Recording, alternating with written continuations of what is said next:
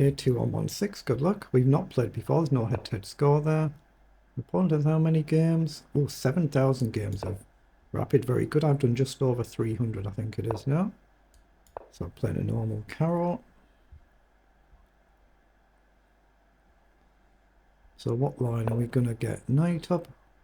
Had this in the last few carols I've played. Don't want to vary it. It's standard to take and then knight up or bishop up. Actually, yeah, let's just go standard. Then again, you can take either way if he takes. Doesn't have to. Forward and back.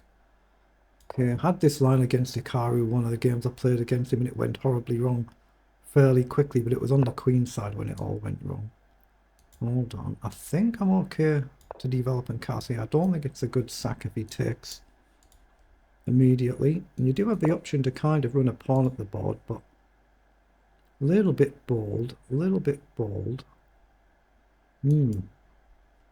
So here, down here.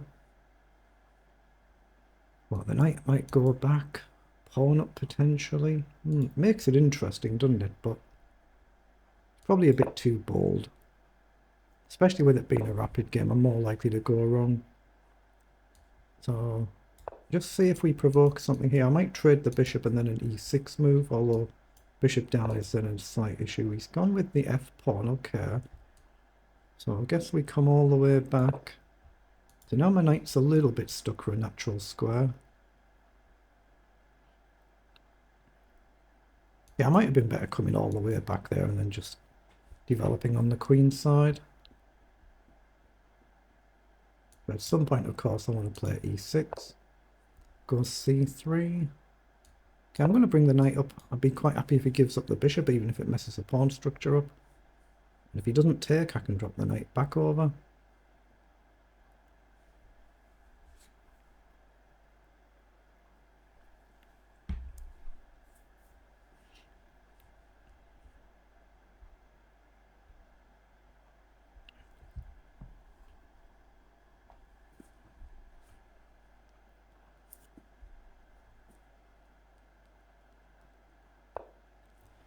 Okay, bishop up.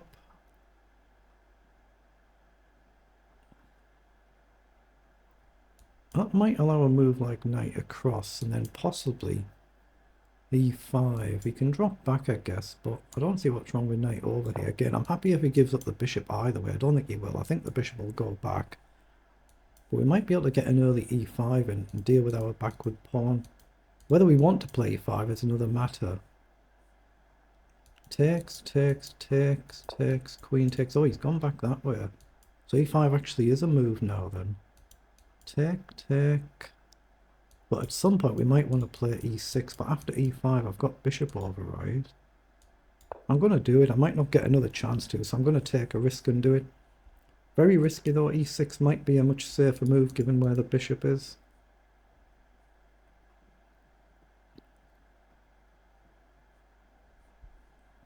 But again, in principle, I'm happy for him to take either knight and give up the bishop. Otherwise, at some point soon, I'm likely to bring this knight across. Let's get the cursor off the board there so there's no accidental slips.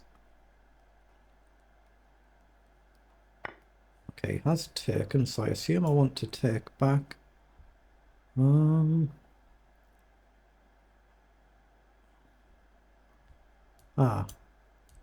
Here, bishop down attacks the rook if I move, then he can take, but again, giving up the bishop.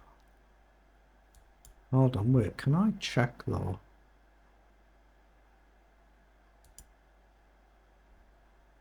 It's whether I want to take the pawn back or throw in a check and then knight up. Get the bishop this way.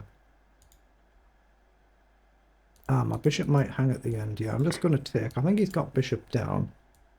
Drop back, trade, trade. I'm going to lose a pawn, but I can throw a check in. Maybe get behind my bishop. We hit a pawn, we're threatening a discovery on the queen. So that's what he's gone for. So if I check now, say the king moves, knight up, he might actually have to take. But if he takes a take, he's got queen takes bishop at the end. And I don't see a continuation for me.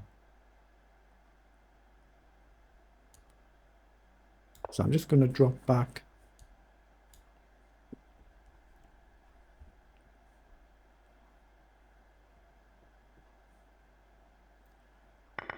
So now I can, after we trade here, I can always move the queen aside just so I don't lose the bishop. I think I can. If I check, he's actually got queen back, forces the queen off, so I'm more likely to do a move like queen c7, but it means giving up the bishop though. But he does win a pawn cleanly, so it could be a problem. Could be a big problem. Wait, what's happened? He's taken with the queen. Oh, he's took with the queen, not the bishop. What the heck? Oh, blimey.